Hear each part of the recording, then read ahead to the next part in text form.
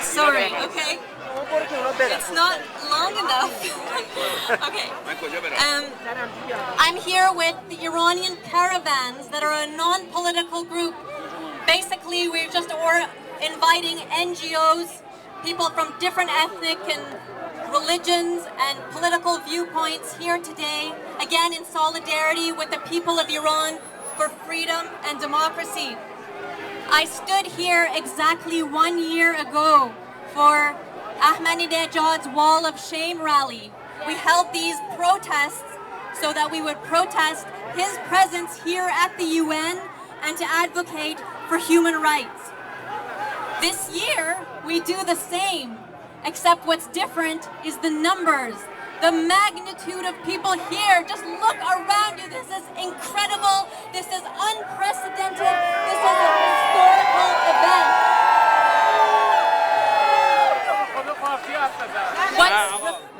What's important is that this is reflective of what's happening in Iran.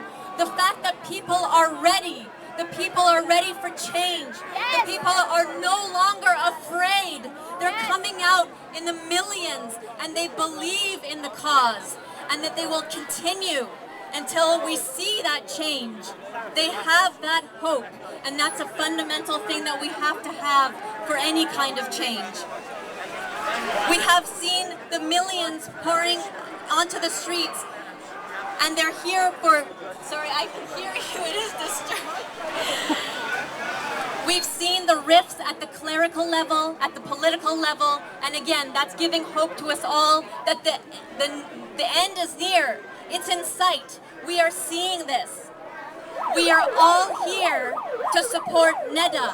We are here to support all the Nedas, all the innocent people who have been victims of this brutal regime.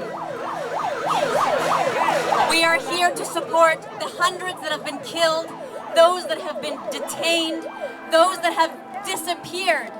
We are here to support the mothers of victims that are having to go to these cold houses to obtain the frozen bodies of their children. Children who have clear evidence of abuse on their bodies, extracted nails. Of course, there's also the rape of female and male detainees in prison.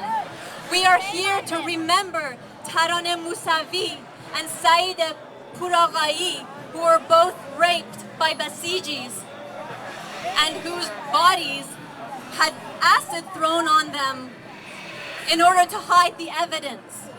That's really why we're here. We're here to support this and to make sure that there's not another Neda, there's not another Taraneh. We are here to make sure there's no more human rights violations. It's very important for us to reflect this to the United Nations so that we prevent massacres from taking place, like we saw in 1988, the massacres, or right at the start of the 1979 revolution, when tens of thousands of people were executed. I have two messages here for those that are inside the United Nations. First of all, to Ahmadinejad, you are not our president.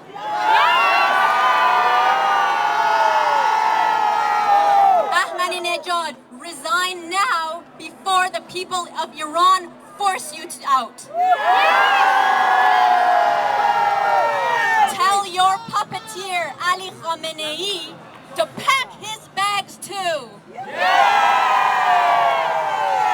Perhaps Venezuela, China, or Russia will give you a temporary abode where you can hide until we collect all the crimes you've committed and bring you to justice in an international criminal court. Secondly, I'm here to talk to the United Nations. It is your duty to uphold the principles of the United Nations. Yes! The fundamental rights and freedoms and justice of everyone that lives on this planet. Yes. Yes. We urge the United Nations Human Rights Council for an emergency a commission of inquiry to investigate crimes against humanity and the various human rights abuses pre- and post-election. And in order for the United Nations to hear us, what I'm going to ask of you on the count of 3 to shout as loud as you can, so not only the UN hears, but those inside Iran hear you too. And you'll repeat, freedom, freedom, freedom for Iran. Freedom, freedom, freedom, freedom, Iran! Freedom, freedom, freedom, freedom, Iran! Freedom, freedom, freedom, Iran! Couple last messages. Just a quick message to our hamvatans in Iran. فریاد آزادی خواهی همه دنیا شنیدن و همه دنیا شما رو پشتیبانی میکنیم. I hope they hear us. We must be ready to do everything in our power to help those inside of Iran. The Iranian people have been paying the price with their lives, so the least we can do here is to give them our support, whether that's morally, whether that's through resources or money, because ultimately we have to see ourselves as non-violent freedom soldiers, and in any army you need this support. We must empower the civil society in Iran and isolate the hardliners at all costs. And if there was ever a time, that is now. We must use this momentum and not let it die. And support the people of Iran, and that is the only message we can give out. So freedom for Iran. I wish you all well, and thank you for supporting the Iranian people.